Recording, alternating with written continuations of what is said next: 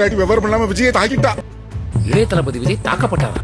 ஆமா தம்பி, விஜய் துடிச்சிட்டு இருக்காரு. நடிகர் விஜய் விரைவில் கைதாகிறாரா? புகார் வந்த பிறகு காவல்துறை நடவடிக்கை உறுதி. குடும்ப வன்முறை சட்டம் சொல்வது என்ன? தவிக தலைவரும் பிரபல நடிகருமான விஜய் நடிகை ஒருவருடன் திருமணத்தை மீறிய உறவில் இருப்பதாக அவரது மனைவி சங்கீதா செங்கல்பட்டு நீதிமன்றத்தில் விவாகரத்து கேட்டு மனு தாக்கல் செய்துள்ளார். அந்த விவாகரத்து மனுவில் சங்கீதா முன்வைத்துள்ள குற்றச்சாட்டுகள் தான் தற்போது இணையத்தில் பேசும் பொருளாக மாறியுள்ளது. ஆம், விஜய் தன்னை உணர்வு பூர்வமாகவும் மன ரீதியாகவும் உடல் ரீதியாகவும் புறக்கணித்து விட்டார். சமூக மற்றும் ப்ரொஃபஷனல் வாழ்க்கையிலிருந்து தன்னை விலக்கி வைத்துள்ளார் என்று சங்கீதா தெரிவித்துள்ளார். திருமணத்திற்கு மீறிய உறவை தான் தட்டி கேட்டதால் பொருளாதார ரீதியாக தனக்கு நிறைய கட்டுப்பாடுகளை விஜய் விதித்தார் என்று சங்கீதா கதறியுள்ளார். 2021 ஆண்டு முதல் தன்னை வார்த்தையால் விஜய் நிறைய முறை அவமானப்படுத்தியுள்ளார் என்று சங்கீதா கூறியுள்ளார். இனிமேல் நெருக்கடி ஏற்படும் பட்சத்தில் தனது கணவர் விஜய்க்கும் அந்த நடிகைக்குமான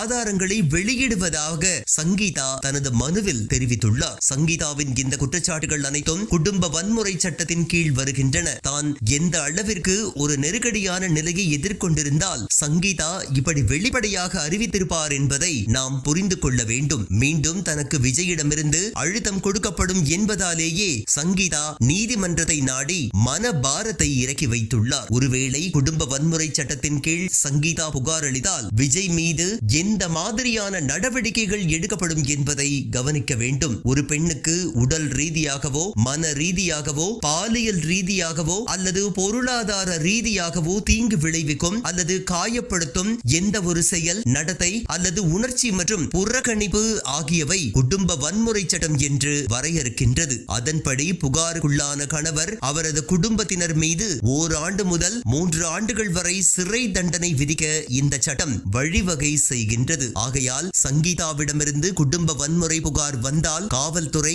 அதை எப்படி கையாளும் என்பதை நாம் பொறுத்திருந்துதான் பார்க்க வேண்டும்.